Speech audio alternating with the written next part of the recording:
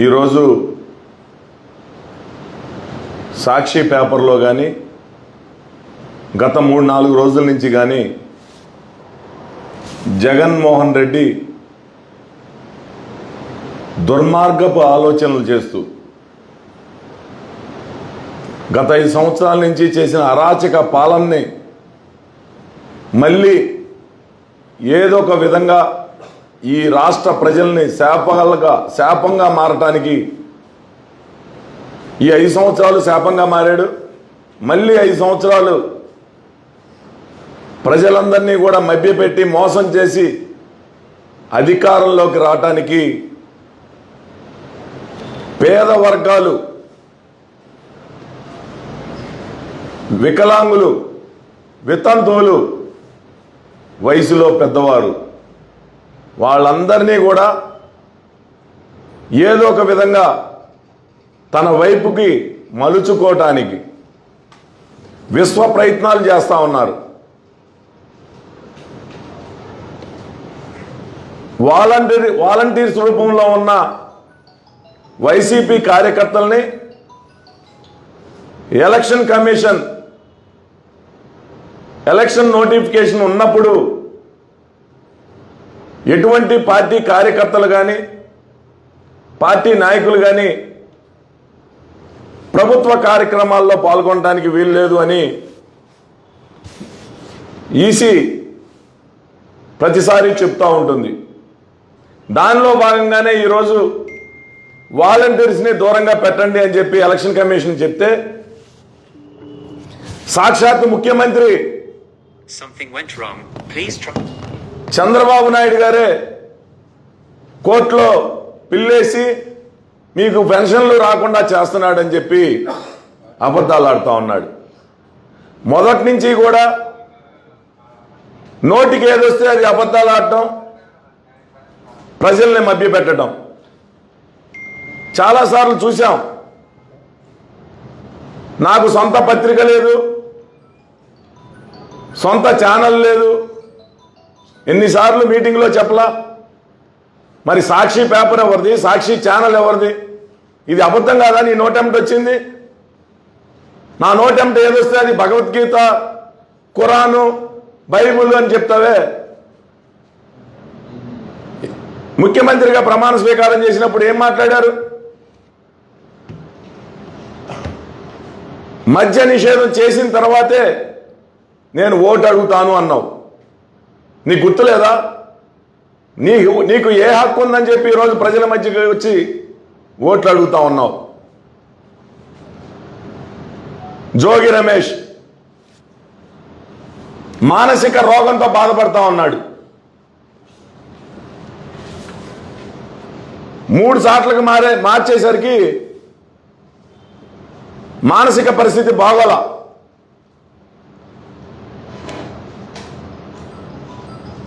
Bode ప్రసాద్కి seat ఇవ్వలేదు అంటే బాణాసంచా కాల్చాడు. Bode ప్రసాద్కి seat వస్తుందంటే స్వీట్లు పంచాడు.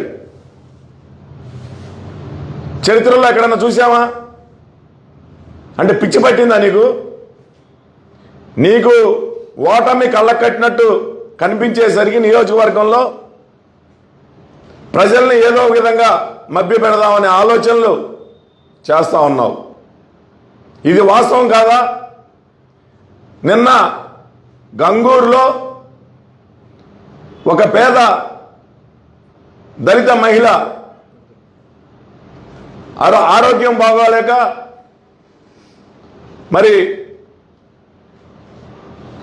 కొడుకింటి దగ్గరికి వచ్చి పక్కనే ఉన్న సచివాలయం ఉదయం నుంచి 2 సార్లు వెళ్ళి వచ్చింది.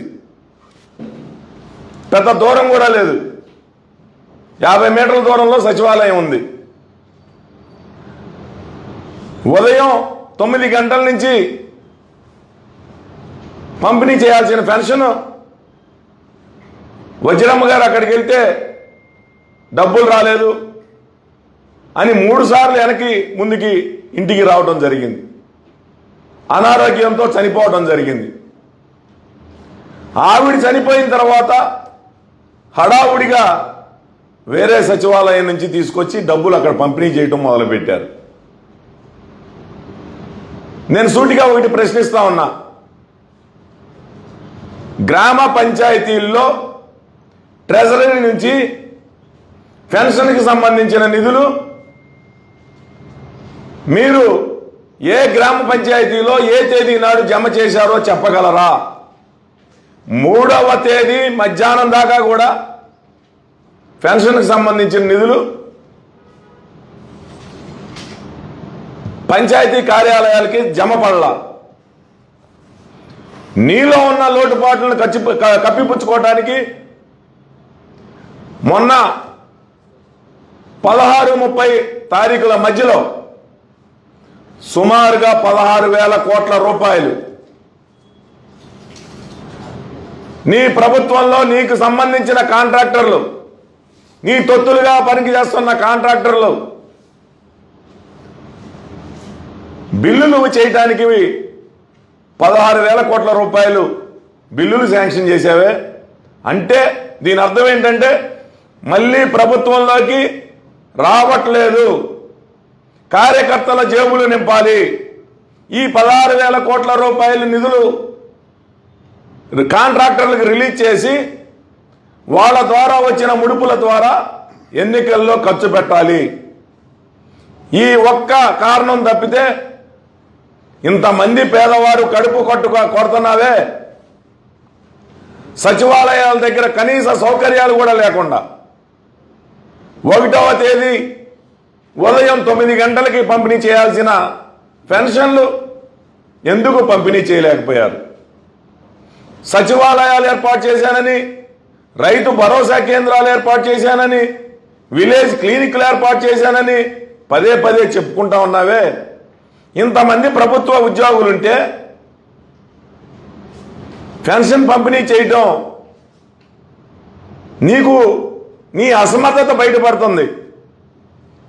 ఒక్కరోజు చంద్రబాబు నాయుడు గారికి ఈ పెన్షన్ పంపిణీ మేనేజ్మెంట్ అప్పచెప్పు. 4 గంటల్లో నువ్వు ఎంతమందికి ఇస్తున్నావో 55 లక్షలు 60 లక్షలు చెప్తా ఉన్నారు. 4 గంటల్లో వాళ్ళ ఇంటికి తీసుకెళ్లి పంపిణీ చేసే విధంగా ఆర్గనైజ్ చేయగలరు. నీకు వ్యవస్థల మీద పట్టు లేదు, పరిపాలన మీద పట్టు లేదు, రాష్ట్ర అభివృద్ధి మీద దృష్టి లేదు. కేవలం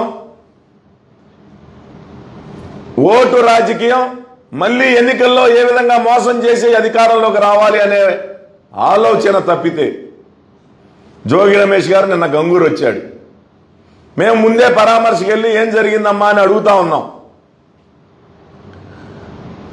అయ్యా ఆవిడికి ఆరోగ్యం బాగోదు, కట్ట మీద ఉంటారు, ఈరోజు మా ఇంటికి వచ్చి 3 సార్లు పక్కనే ఉన్న సచివాలయానికి వెళ్ళి వచ్చింది, పెన్షన్ డబ్బులు రాలేదు అని చెప్పారు. అంటే మధ్యాహ్నం 2 గంటలు 4 గంటల దాకా డబ్బులు రాలేదంటే ఇది ఎవరిది నేరం? అక్కడికి వచ్చి వివరాలు కనుక్కోకుండానే ఈ రోగి రమేష్, మానసిక రోగి రమేష్ ఏంటో అమ్మ చంద్రబాబు నాయుడు గారు హత్య చేసేసారు, ఒక తల్లిని పట్టణ పెట్టుకున్నారు. అసలు అక్కడికి వచ్చి వాళ్ళ బిడ్డలనో వారి భార్యనో ఏం జరిగింది, ఎలా జరిగింది అని వివరాలు అడగాలి. సాక్షాత్ మేము అక్కడ ఉన్నాం, వాళ్ళు చెప్తా ఉన్నారు ఆవిడికి సరిగ్గా ఆరోగ్యం బాగోదు, పెన్షన్ కోసం 3 సార్లు వెళ్తే డబ్బులు రాలేదన్నారు, ఇంటికి వచ్చి ఒకసారి గుండెపోటుతో చనిపోయింది అని చెప్పి వాళ్ళు చెప్పారు. మేము విన్నాం. అక్కడికి వచ్చేసి అక్కడ ఉన్న భార్య కానీ కొడుకు కానీ కోడలు కానీ మీరు ఇక్కడ రాజకీయాలు చేయమాక, నేను కాముగా అక్కడ ఉండి సంతాపం ప్రకటిస్తూ ఉంటే అక్కడికి వచ్చి స్లోగన్స్, చనిపోయిన చాట జగన్మోహన్ రెడ్డి జిందాబాదులంట. మొదటి నుంచి హత్యా రాజకీయాలు చేస్తా ఉన్నావు, శవ రాజకీయాలు చేస్తా ఉన్నావు. తండ్రి చనిపోతే శవాన్ని అడ్డం పెట్టుకొని ముఖ్యమంత్రి కావడానికి ఎమ్మెల్యేల సంతకాలు సేకరించావు.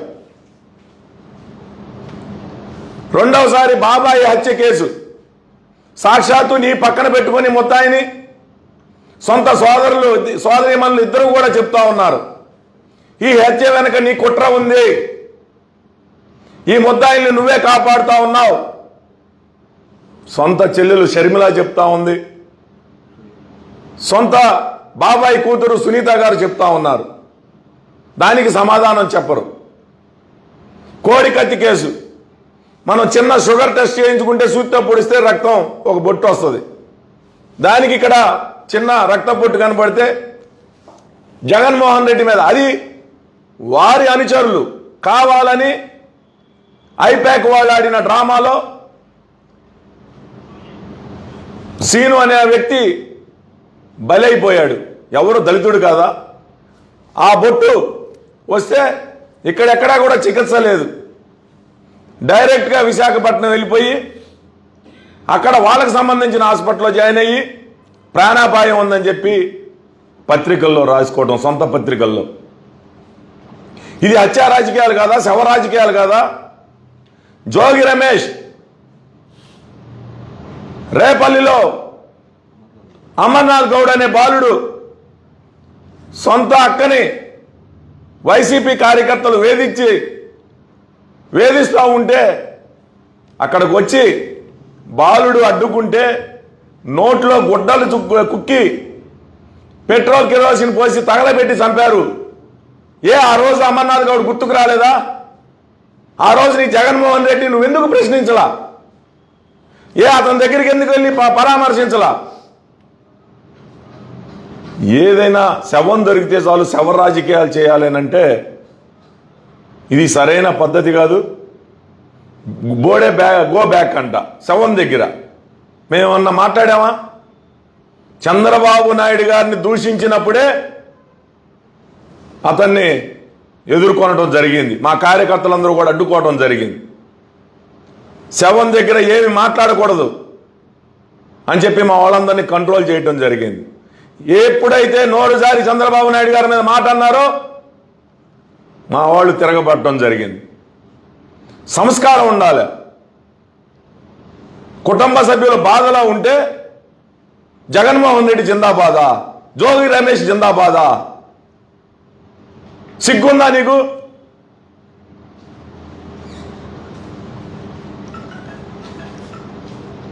ఒకటే చెప్తా ఉన్నా, నీకు దమ్ము ధైర్యం ఉండి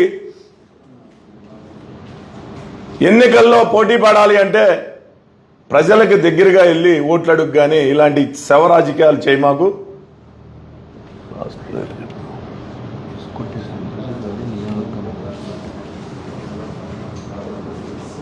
తప్పకుండా నీ ఓటమి, నీ రాజకీయ సమాధి పెనమలూరులోనే సమాధి కాబోతా ఉంది. ఇసుక కొట్టేసినంత ఈజీ కాదు పెనమలూరు నియోజకవర్గంలో ప్రజల్ని మోసం చేయటం. బూడిద కొట్టేసినంత ఈజీ కాదు పెనమలూరు నియోజకవర్గంలో గెలవటం. నీ కపట ప్రేమ, నువ్వు చూపించే అతి ప్రేమ ప్రజలందరూ కూడా గమనిస్తూ ఉన్నారు. 5 సంవత్సరాలు ప్రజల మధ్య ఉన్నాం. నియోజకవర్గంలో గడప గడపకి తెలుసు బోడే ప్రసాద్ అంటే ఏంటో. ఈ రోజు నువ్వు ప్రజల్లోకి వెళ్తా ఉంటే నెత్తురు చుక్కలేదు నీ మొహాన, ఎక్కడా స్పందన లేదు. ఎక్కడైనా ఒకరిద్దరు అసంతృప్త నాయకులుంటే లక్షల రూపాయలు డబ్బులు ఇచ్చి పార్టీలో చేర్చుకోవడానికి ప్రయత్నం చేస్తా ఉన్నావు, కానీ ఎక్కడైనా ఒకరిద్దరు నీకు వస్తే రావచ్చు. కానీ రోజుకి 100 మంది 1000 మంది తెలుగుదేశం పార్టీలో పెనమలూరు నియోజకవర్గంలో చేరుతా ఉన్నారు. నీ భూదందాలు, ఇసుక దందాలు, మట్టి దందాలు, రొయ్యల చెరువుల దందాలు, బూడిద చెరువు దందాలు, ఇసుక దందాలు, రియల్టర్ల దగ్గర, ప్రభుత్వ ఉద్యోగుల దగ్గర నువ్వు వచ్చి రాగానే 4 రోజుల్లో నీ కప్పాలు కట్టాలని చెప్పి నీ బెదిరింపులు అన్నీ బయట పెడతాం. పెనమలూరు నియోజకవర్గంలోకి వచ్చి రాగానే అందరికీ బెదిరింపులు మొదలుపెట్టావు. నువ్వు వ్యాపారం ఎలా చేసుకుంటావో చూస్తానంటున్నావు. ప్రభుత్వ ఉద్యోగం ఎలా చేసుకుంటావు అని చెప్పి అడుగుతా ఉన్నావు. నేను ఒకటే చెప్తా ఉన్నా, ఈ జోగి రమేష్ అనే వ్యక్తి పొరపాటున గెలిస్తే పెనమలూరు నియోజకవర్గం సర్వమంగళం చేస్తాడు. నియోజకవర్గ ప్రజలందరికీ తెలుసు. పెడన్ నుంచి మచిలీపట్నం, పెడన్ నుంచి మైలవరం నుంచి అనేక మంది ఫోన్లు చేసి ఇతని దుర్మార్గాలు చెప్తా ఉన్నారు. తప్పకుండా ప్రజలందరూ కూడా, ఆఖరికి వైసీపీ కార్యకర్తలకు కూడా ఇతను ఇక్కడ భారీ ఓటమి పొందబోతా ఉన్నాడు. మళ్ళీ అడ్రస్ ఉండడు, మీకు అండగా కూడా ఎవడో ఉండడు. మళ్ళీ చివరికి మా దగ్గరికి వచ్చి పనులు చేయించుకోవాలి. మీరు కూడా ప్రజలకి మేలు చేయాలి అని అంటే తెలుగుదేశం పార్టీకి మద్దతు పలికి ఇక్కడ పార్లమెంట్ అభ్యర్థిగా బాలశౌరి గారు కానీ మమ్మల్ని కానీ గెలిపించాలని మీడియా ద్వారా కోరుతూ ఉన్నాం. ఓకే అండి, థ్యాంక్ యూ.